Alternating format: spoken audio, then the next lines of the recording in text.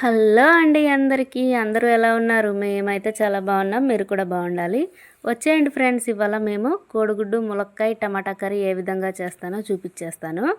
ముందుగా అయితే కోడిగుడ్లు ఉడకపెట్టి పొట్టు తీసి పక్కన పెట్టుకున్నాను. అలాగే ములక్కాయ, పచ్చిమిర్చి, ఉల్లిగడ్డ, కొత్తిమీర అన్నీ కట్ చేసి పెట్టుకున్నాను అనమాట ముందే.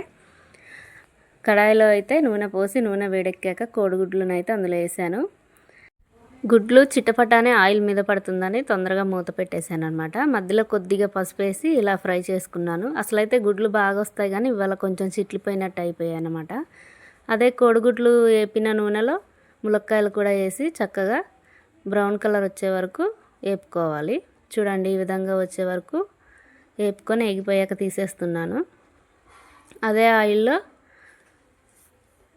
కట్ చేసి పెట్టుకున్న పచ్చిమిర్చి, ఫస్ట్ అయితే పచ్చిమిర్చి వేస్తున్నాను. చూడండి, చక్కగా ఏగిపోయాయిగా.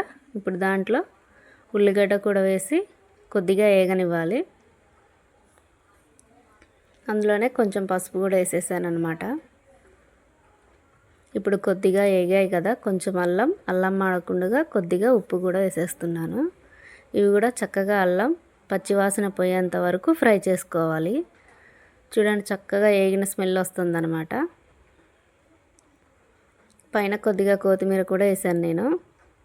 ఇంకొకసారి కలిపి టమాటాలు ముందే ఒక 4-5 పెద్ద పెద్ద టమాటాలు కట్ చేసి పెట్టుకున్నాను అనమాట, గ్రేవీకి సరిపడేటట్టు.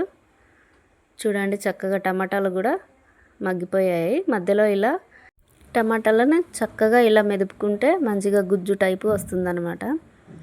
అలానే కూరకు సరిపడంత కారం, ఉప్పు కూడా వేసేసాను. ఒకసారి కలిపి పెట్టేస్తున్నాను. చూడండి, ఇలా మెదుపుకోవాలి. చక్కగా గ్రేవీ లాగా వస్తుంది, చాలా బాగుంటుంది టేస్ట్ కూడా. అలా ముక్కలు ముక్కలు ఉంటే అస్సలు బాగా, చూసారా ఎంత బాగుందో. అట్లా గ్రేవీ ఉన్నప్పుడు ఇప్పుడు ఫ్రై చేసి పెట్టుకున్న ములక్కాయలు, కోడిగుడ్లు అందులో వేసేసి చక్కగా కలుపుకున్నాక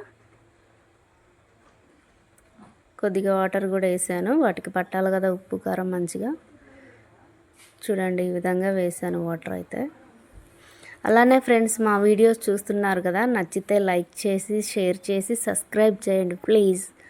లాస్ట్లో కొద్దిగా మసాలా వేసి కలిపేసి దింపేస్తే ఉంటుంది ఫ్రెండ్స్. ఆహా, ఆ రుచే వేరనమాట, అంత బాగుంటుంది.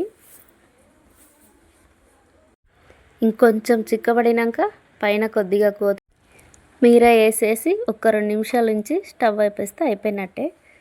నేనైతే పెట్టేసుకున్నాను అనమాట అన్నం ఇవాళ. చూసారా ఫ్రెండ్స్, కోడిగుడ్లను మీకే చూస్తున్నాను. మా చెర్రీ అయితే వెయిటింగ్ అనమాట. అబ్బా, టేస్ట్ అయితే అదిరిపోయింది ఫ్రెండ్స్. ఓకే, బాయ్ మరి.